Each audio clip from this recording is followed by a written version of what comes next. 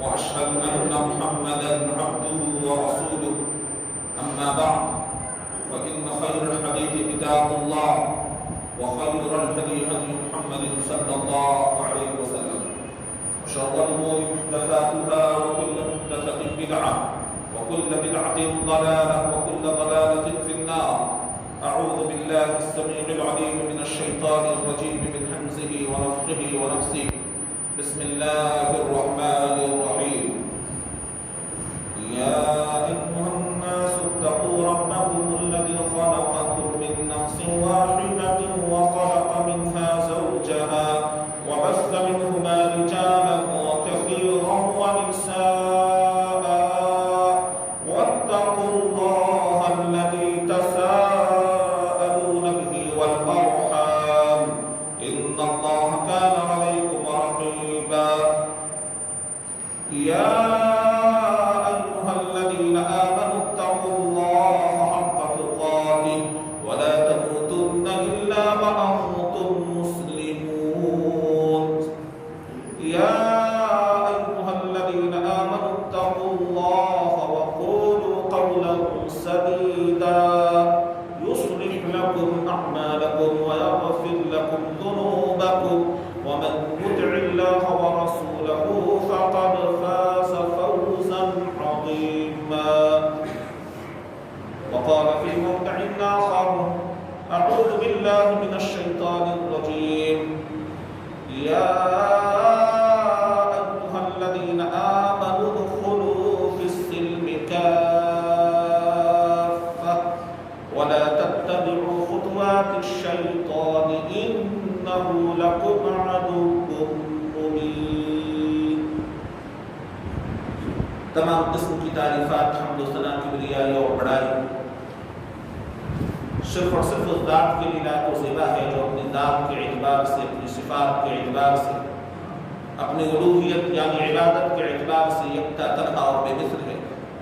نہ تو اس کی ذات میں کوئی شریک، نہ اس کی صفات میں کوئی شریک، نہ اس کی عبادت میں کوئی شریک.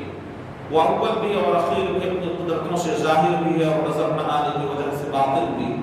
وہ حی بھی ہے، قیوم بھی، قادر بھی اور قدیر بھی، رحمان بھی اور رحیم بھی، غفار بھی اور ستار بھی، ذو الجلال والاکرام بھی اور ذو العرش المجید بھی. حمد و ثنا صرف اور صرف اس ذات کے لیے ہے جس نے ہمیں آنکھ، کان، دل اور دماغ عطا فرمایا. حمد و ثنا صرف اور صرف اس ذات کے لیے ہے جس نے ہمیں اسلام جیسی عظیم نعمت سے سرفراز فرمایا اور اس نعمت کو قبول کرنے کی صلاحیت و توفیق بخشی. اتنی حمد و ثنا ہو کہ اللہ سبحانہ و تعالی راضی ہو جائے. اللہم لک الحمد حمدا کثیرا طیبا مبارکا فیہ. اور درود و سلام ہو امام الانبیاء خطیب الانبیاء محمد عربی صلی اللہ علیہ وسلم پر، جو بشیر بھی ہیں اور نذیر بھی، صاحب کوثر بھی اور صاحب مقام محمود بھی، جو رؤوف بھی ہیں اور رحیم بھی. اتنا درود و سلام ہو کہ اللہ سبحانہ و تعالی راضی ہو جائے. اللہم صل علی محمد وعلی آل محمد كما صليت على إبراهيم وعلى آل إبراهيم إنك حميد مجيد. اللهم بارك على محمد وعلى آل محمد كما باركت على إبراهيم وعلى آل إبراهيم إنك حميد مجيد. حضرات گرامی، خطبہ مسمونہ کے بعد قرآن مجید سورۃ البقرہ آیت نمبر 208 کی میں نے تلاوت کی ہے. آج کے اس خطبے کے اندر اس مناسبت سے موضوع ہوگا شیطان کی راہیں.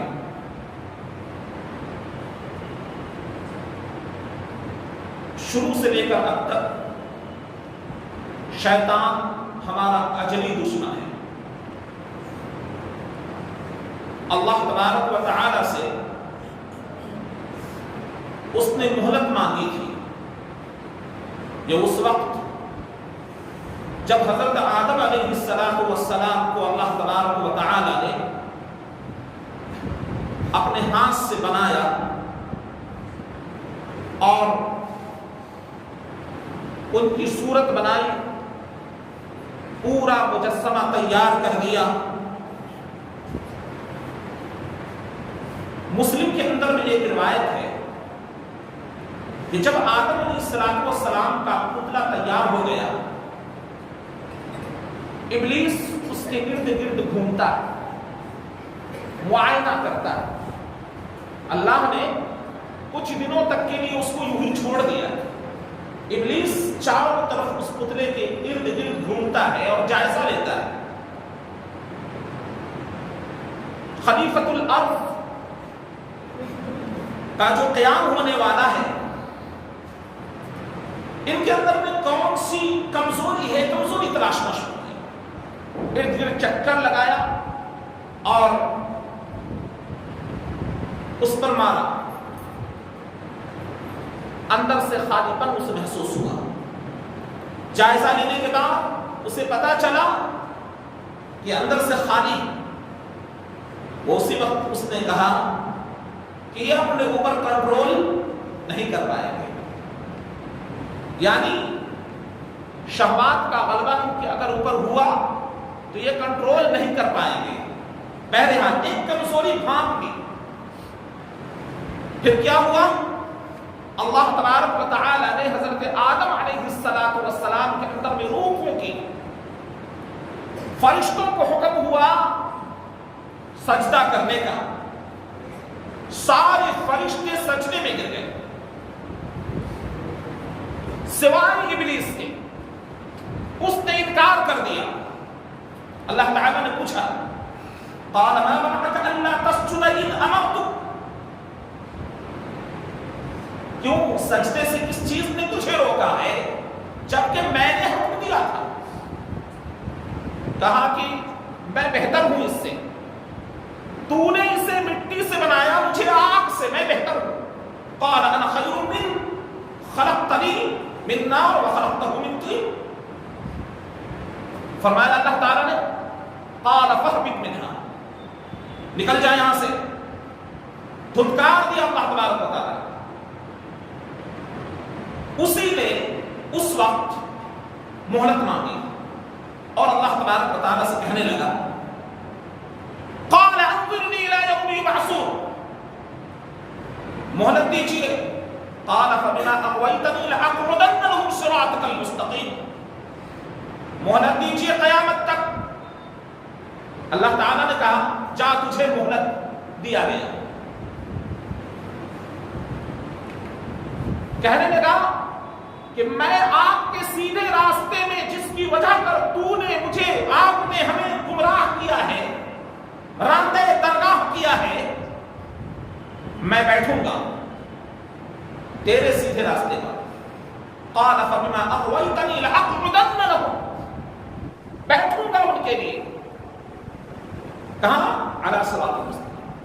ثم لآتینہم من بین ایدیہم ومن خلفہم وعن ایمانہم وعن شمائلہم ولا تجد اکثرہم شاکرین، پھر آؤں گا اس کی طرف آگے سے بھی، یعنی اس کے اوپر حملہ کروں گا، آگے سے بھی، پیچھے سے بھی، دائیں سے بھی اور بائیں سے بھی، ہر چہار جانب سے بہکانے کی کوشش کروں گا، آؤں گا۔ ثم لآتینہم، اس سلسلے میں مفسرین ادھر گئے ہیں کہ ثم لآتینہم من بین ایدیہم سے مراد یہ ہے، جیسا کہ حضرت عبداللہ ابن عباس رضی اللہ عنہ وغیرہ فرماتے ہیں کہ آخرت کے معاملے میں شک و شبہات میں مبتلا کر دوں گا، یعنی من قبل الآخرہ، آخرت کے تعلق سے شبہات میں، شک میں مبتلا کر دوں گا۔ ومن قبل الدنیا، دنیا کو مرغوب معلوم بنا کر، سوار کر، مزین کر کے ان کے سامنے پیش کر دوں گا۔ آخرت کے تعلق سے شک میں ڈال دوں گا، دنیا کو کے اندر میں رغبت ڈال دوں گا، اور کیا کروں گا؟ دائیں سے آؤں گا، حق سے روکوں گا، حق کے معاملے میں ان کو گمراہ کروں گا۔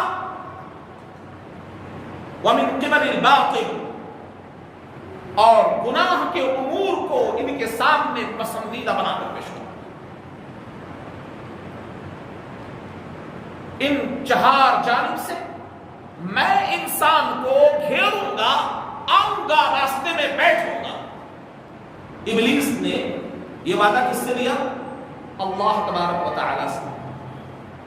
سورہ سبا نمبر 20 کے اندر اس کا اعلان کیا گیا ہے کہ ابلیس نے جو اللہ تعالی سے یہ بات کہی تھی اور اپنا یہ گمان پیش کیا تھا اور اپنی آنے والی کارگزاری کو جو اللہ تبارک و تعالیٰ کے سامنے بیان کیا تھا کہ میں یہ کام کروں گا، اس نے سچ کر دکھایا۔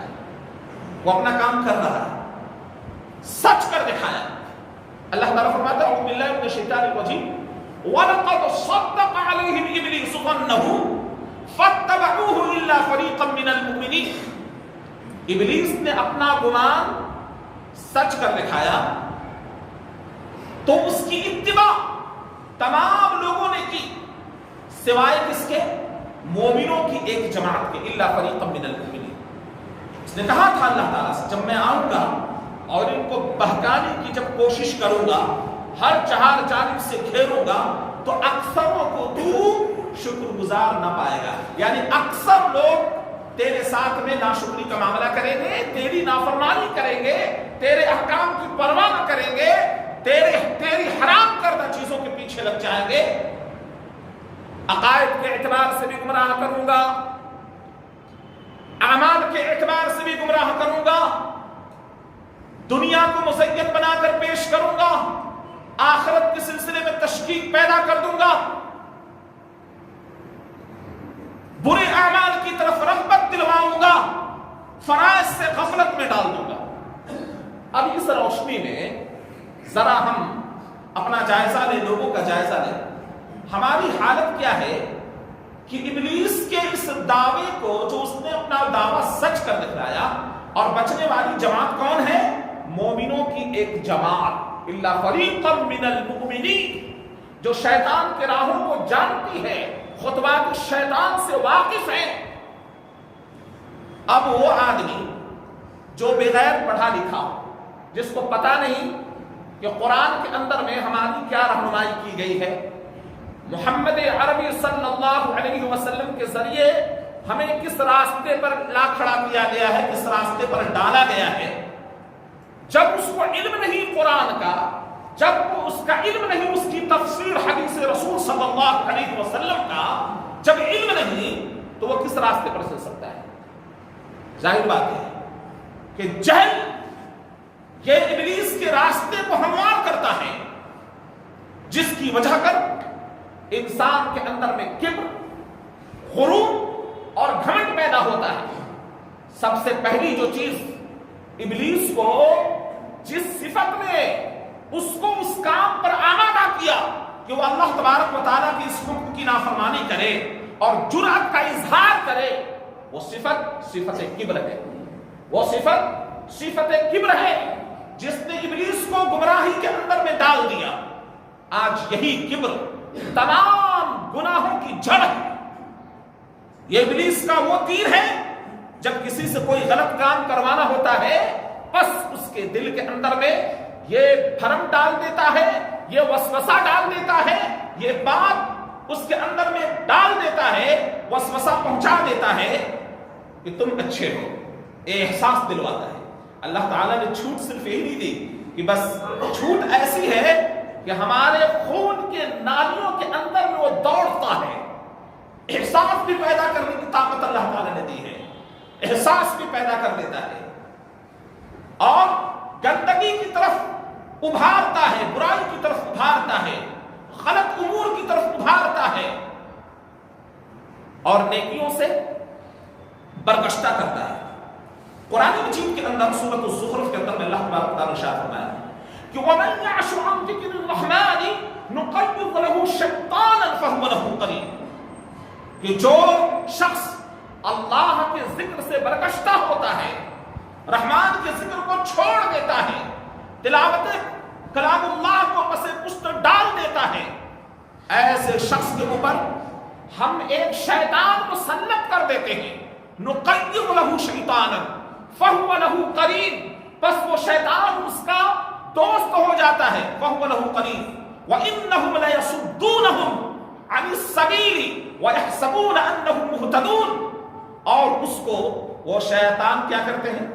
ان کو یعنی انسانوں کو گمراہی کی طرف لے جاتے ہیں، اللہ کے راستے سے روکتے ہیں، اور وہ انسان یہ سمجھتا ہے کہ ہم ہی ہدایت پر ہیں، ہم ہی واقعی حق پر ہیں. جیسے فی زماننا جتنے بھی گمراہ فرقے ہیں، ان کے جو رئیس لوگ ہیں، ان کے جو سردار ہیں، ان کے جو لیڈر ہیں، سب کو شیطان نے کس راستے پر لا کھڑا کیا؟ کبر. ہم جیسا کوئی نہیں. جو فکر ہم پیش کر رہے ہیں ہماری ہی فکر حق پر ہے. وَيَحْسَبُونَ أَنَّهُمْ مُهْتَدُونَ. باطل پر ہوتے ہوئے وہ حق کے سلسلے میں یہ سمجھتا ہے کہ ہم ہی حق پر ہیں، اور اس کے اوپر قسمیں بھی کھاتا ہے، اور اس کے اوپر قسمیں بھی کھاتا ہے کہ واقعی ہم ہی حق پر ہیں، یا جو نظریہ جو فکر ہم پیش کر رہے ہیں وہی صحیح فکر ہے، حالانکہ وہ شیطانی جال ہے، شیطانی راہیں، جس کو میں ابھی آپ کے سامنے پیش کروں. ابلیس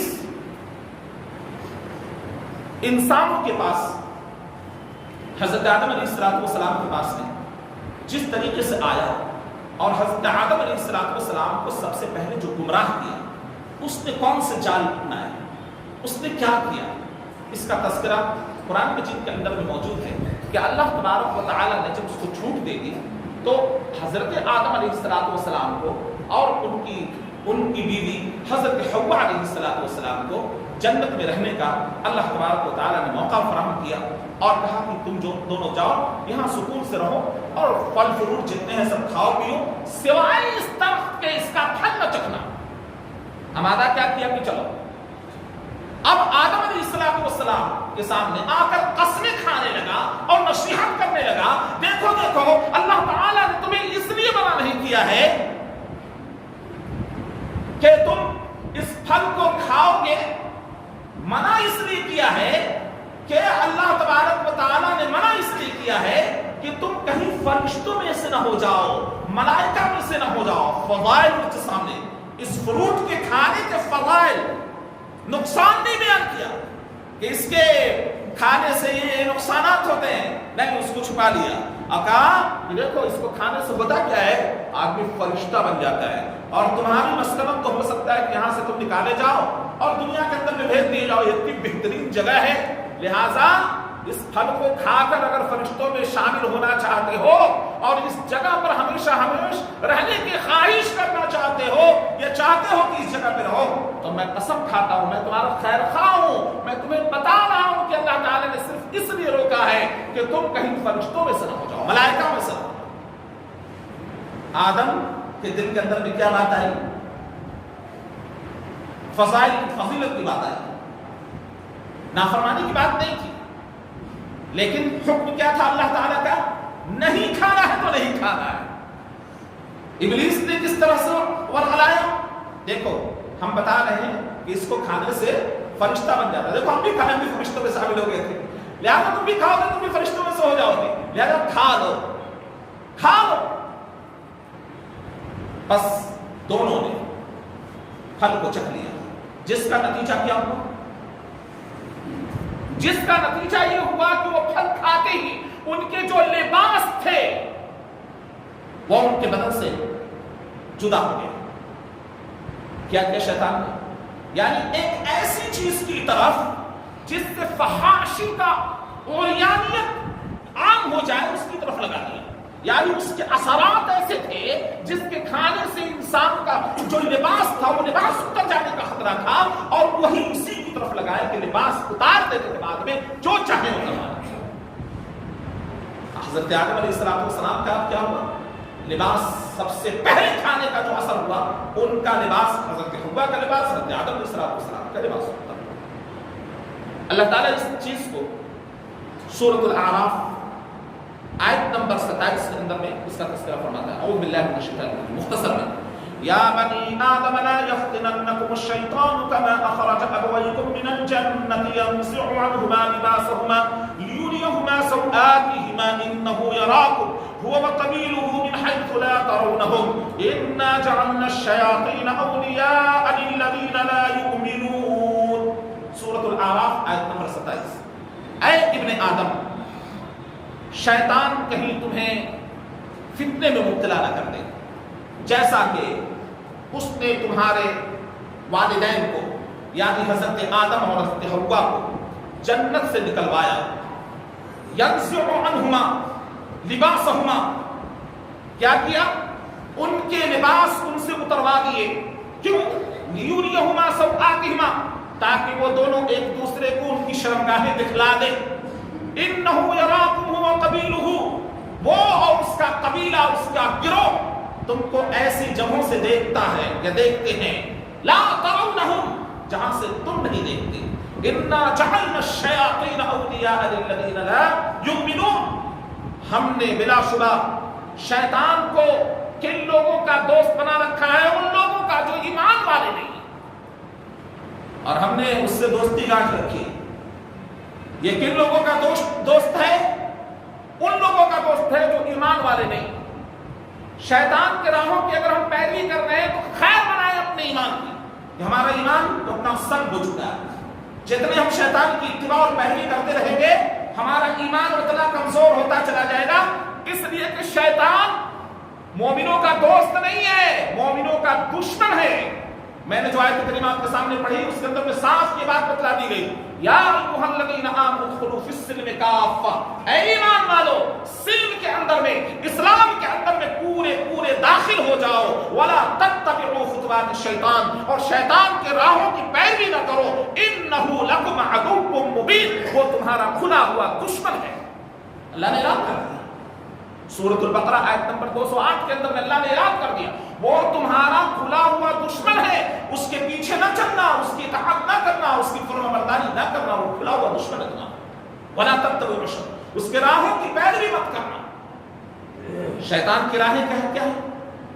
دنیا کے اندر میں حضرت نوح علیہ السلام کے زمانے کے اندر شیطان کس راستے سے آ رہا ہے؟ دیکھیں ان کے اندر جو نیک لوگ تھے جب وہ لوگ فوت ہو گئے جس کا تذکرہ بخاری کے اندر میں اس طور پر ہے. راوی حدیث حضرت عبداللہ ابن عباس رضی اللہ عنہما فرماتے ہیں کہ وقالوا لا تذرن آلهتكم ولا تذرن ودا ولا سواع ولا يغوث ويعوق ونسرا هذه أسماء رجال صالحين من قوم نوح فلما هلكوا أوحى الشيطان إلى قومهم أن أنصبوا إلى مجالسهم التي كانوا يجلسون فيها أنصابا وسموها بأسمائهم ففعلوا ولم تعبد حتى إذا هلك أولئك ونسي العلم عبدت. رواه البخاري. عبداللہ ابن عباس رضی اللہ عنہما فرماتے ہیں سورہ نوح آیت نمبر 23 کی تفسیر کے اندر تفسیر کیا ہے کہ ان لوگوں نے کہا بتوں کے پجاری تھے ان لوگوں نے کہا نوح علیہ السلام کے زمانے کے اندر میں جو لوگ کن کی پوجا کر رہے تھے ود کی، سواع کی، یغوث کی، یعوق کی اور نصر نہ چھوڑنا ان کو نہ چھوڑنا. یہ ود، سواع، یغوث، یعوق، نصر یہ کون لوگ تھے؟ فرماتے ہیں عبداللہ ابن عباس رضی اللہ عنہما کہ هذه اسماء رجال صالحین یہ نیک لوگوں کے اسماء تھے، نیک لوگوں کے نام.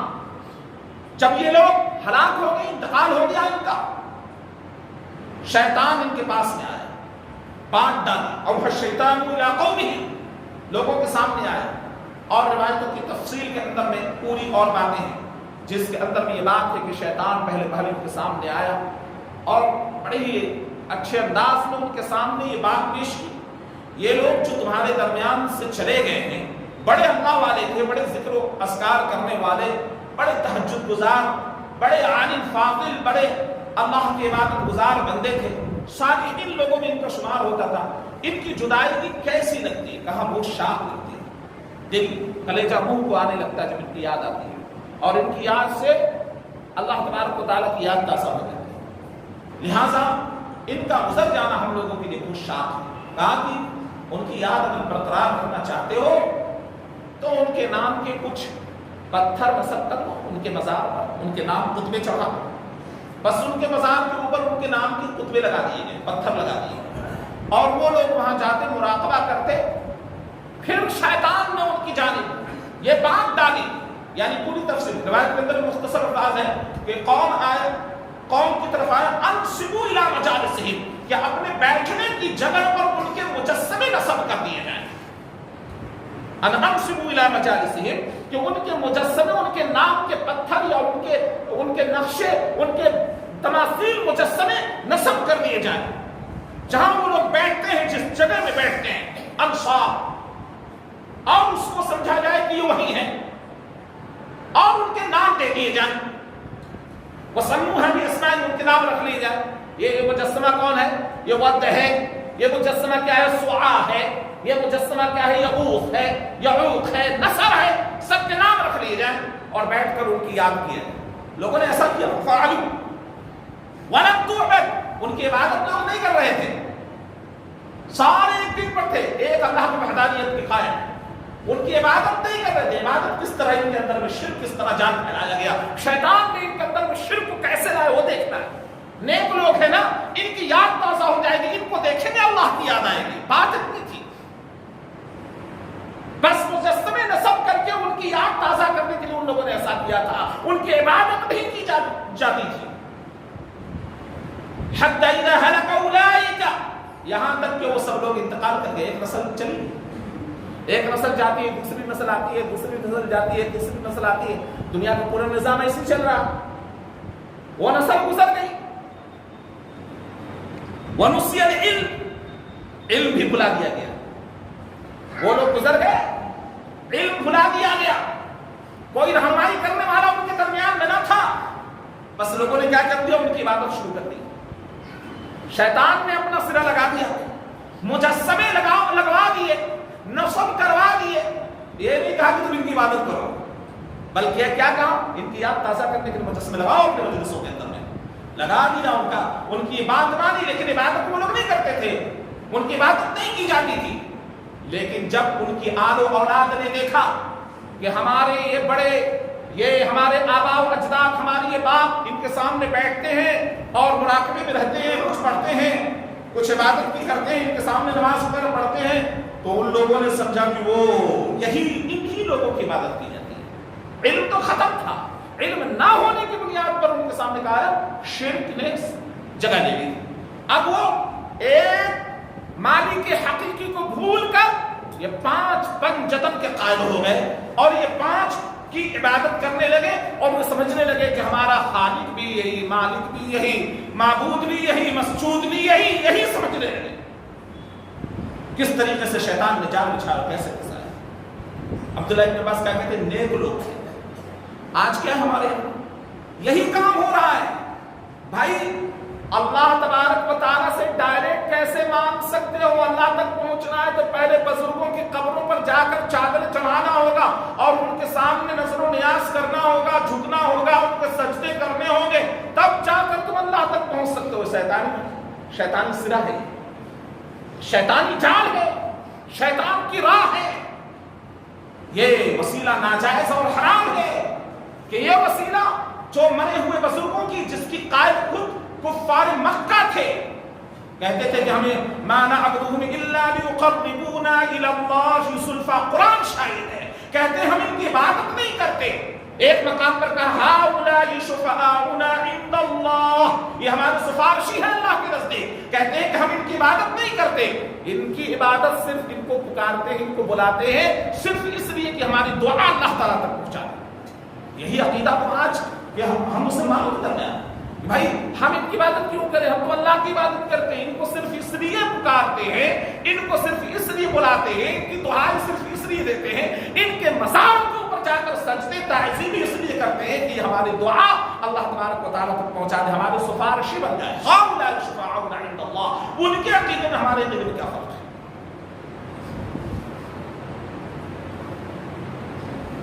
شیطان کی ایک راہ تو یہ فحاشی اور بے حیائی اور عریانیت، یہ شیطان کی تیر ہے، جس طریقے سے شیطان نے پھانسا ہے انسان۔ اللہ تبارک و تعالیٰ فحاشی اور بے حیائی کو ان اللہ لا يحب الفحش والتفحش او يبغض الفاحش والمتفحش. رسول اللہ صلی اللہ علیہ وسلم نے فرمایا کہ بلا شبہ اللہ تبارک و تعالی فحاشی کو اور بے حیائی کو پسند نہیں کرتا یا بغض رکھتا ہے. فحاشی اور بے حیائی اور بے حیا لوگوں سے بغض رکھتا ہے. فحاشی سے، بے حیائی سے اور اس کا ارتکاب کرنے والوں سے اللہ بغض رکھتا ہے. اور یبغض الفاحش والمتفحش ولا تقوم الساعة، اور قیامت قائم نہیں ہوگی یہاں تک کہ فحاشی اور بے حیائی اور یانیت بہت زیادہ لوگوں کے درمیان میں ہے. حتی یظہر الفحش والتفحش وقطیعۃ الرحم، رشتوں کا کاٹا جانا، وسوء المجاورہ، اور پڑوسیوں کے ساتھ میں برا سلوک، امانت دار کو خائن اور خائن کو امانت دار سمجھا جانے لگے. اس طرح کی پوری حدیث مسند احمد کے اندر میں اللہ کے نبی صلی اللہ علیہ وسلم نے بیان فرمائی. یہ شیطان کی راہیں شرک کے طریقے سے آتا ہے، فحاشی کے اور عریانیت کے طریقے سے آتا ہے. لوگوں کے سامنے دنیا کو مزین بنا کر پیش کرتا ہے اور دنیا کو مرغوب معلوم بنا کر پیش کرتا ہے. حق کی دعوت سے برگشتہ کرتا ہے، حق سے روکتا ہے اور برائیوں کی طرف آمادہ کر دیتا ہے. آج بہت سارے مسلمان تاریک صلاۃ بنے بیٹھے. فجر کے وقت میں تعداد کس کی ہوتی ہے؟ اب سوچے، اپنا جائزہ لیں کہ ہم رحمان کے بندے ہیں یا شیطان کے بندے ہیں. فجر کے وقت میں اذان ہوتی ہے، مؤذن حی علی الصلاۃ حی علی الفلاح کی صدائیں بلند کرتا ہے، لیکن ہم کہتے ہیں کہ نہیں، ہم شیطان کی بات مانیں گے، شیطان کے راہوں کی طرف چلیں گے اور اسی کی پیروی کریں گے اور اسی پر جمے رہیں گے. ہماری آنکھ کبھی کھل گئی، کبھی نیند نہیں آ رہی ہے تو سستی اور کاہلی کے مارے اٹھ کر جا کر کبھی کبھار توفیق مل گئی تو نماز فجر کے اندر شریک ہو جائیں، ورنہ ضرورت نہیں اس چیز کی. کس کر ہم نے شیطان کے راہوں کی پیروی کرنا شروع، جمے ہوئے فرائض سے آپ کو غفلت میں ڈالا.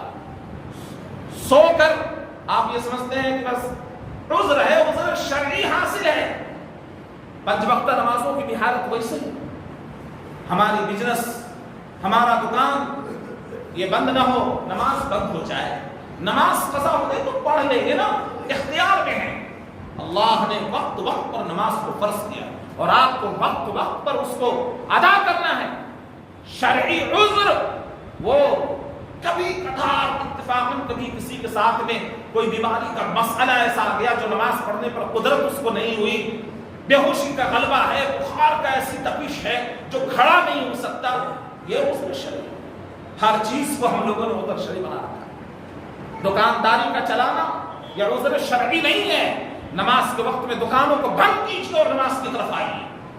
حی علی الصلاۃ حی علی الفلاح کی صدائیں سن لیں، دکانیں بند ہوگی، بستر سے اٹھ کر فجر کے نماز کے لیے وضو کی تیاری کریں گے. اس کی بھی تیاری ہے، اس کی بھی تیاری.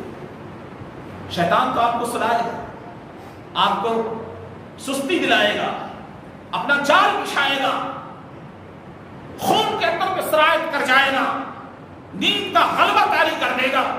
لیکن اس سے مقابلے کے لیے کون لوگ مقابلہ کریں گے؟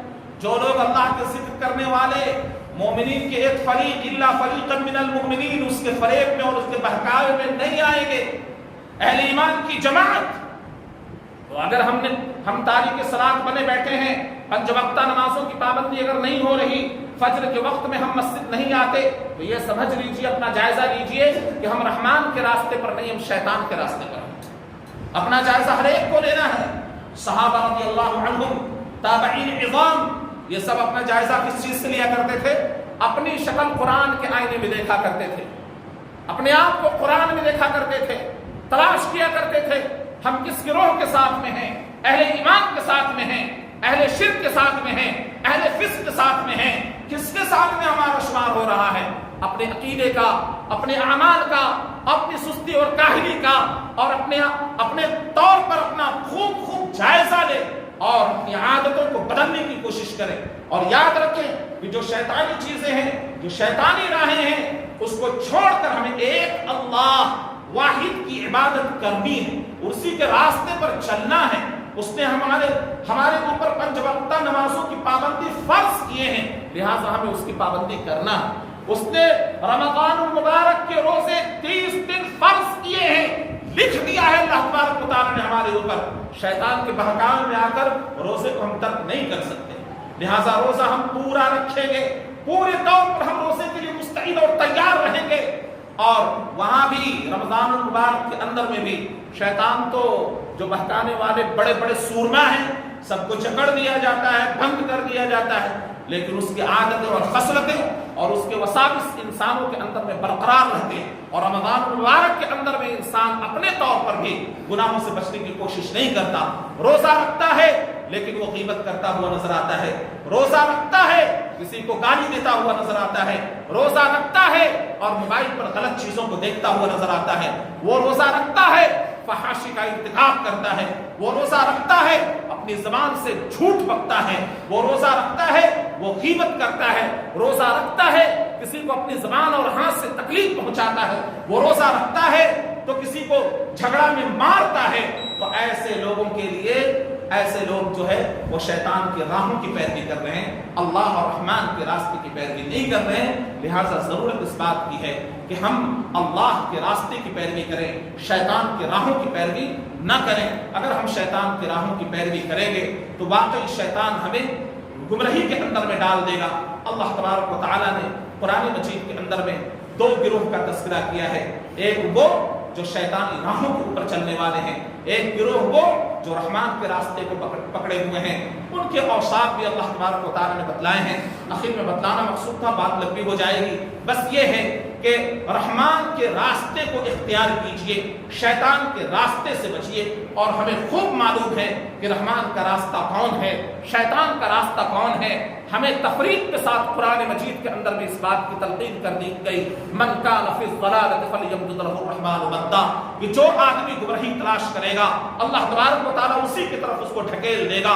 جو شیطان کے راستے پر چلے گا مزید اللہ تبارک و تعالیٰ اس کے اندر میں غوطہ زن کر دے گا. لیکن جو اللہ واحد رحمان کا راستہ اختیار کرے گا, ہدایت کی راہ کو اپنائے گا, تو اللہ تبارک و تعالیٰ اس کو ہدایت یافتہ بنا دے گا. اور اس کی ہدایت کے اندر میں اللہ تعالیٰ مزید اضافہ فرماتا چلا جائے گا, اور اس کے لیے سامان اللہ تبارک و تعالیٰ مہیا کرے گا. اللہ تعالیٰ سے دعا ہے کہ اللہ تعالیٰ ہم تمام لوگوں کو شیطان کے راستوں کو چھوڑ دے اور رحمان